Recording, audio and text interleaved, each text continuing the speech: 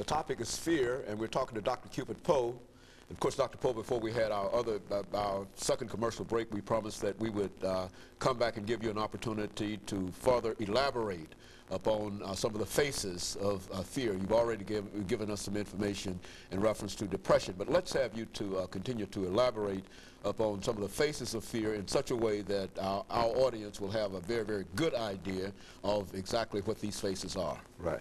Of course, now, when we say faces, we mean the many ways in which fear expresses itself. Another face of fear is irritability.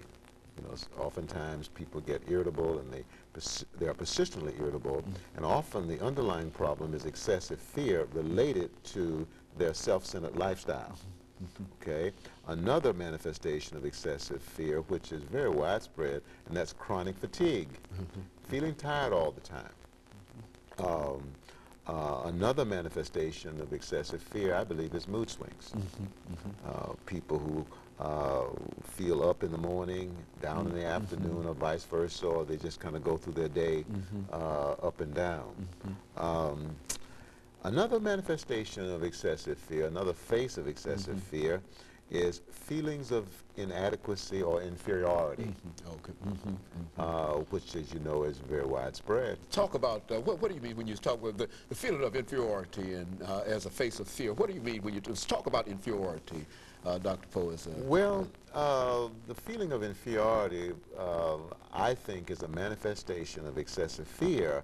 And as we said, excessive fear most often is a manifestation of what I would say is persistent pleasure-centered behavior or persistent self-centered behavior. And so when people are persistently self-centered, one of the consequences, as we said, is excessive fear.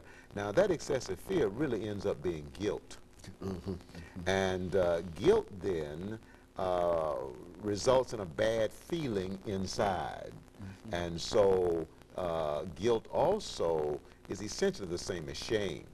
So then when I'm self-centered, when I don't treat other people like I want to be treated, one of the consequences is excessive fear or guilt or shame.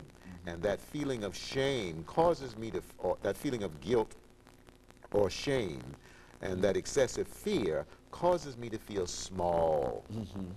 It causes me to feel small. It causes me to feel inadequate. It causes me to feel like I'm not quite what I should be.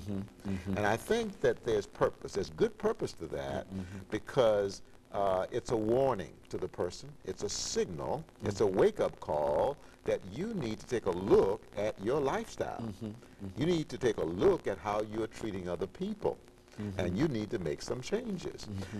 Because you see, if the guilt or the excessive fear or the shame did not occur in the person who is living a self-centered lifestyle, they would have no motivation to change. And they would continue to do the things that they've been doing. Absolutely.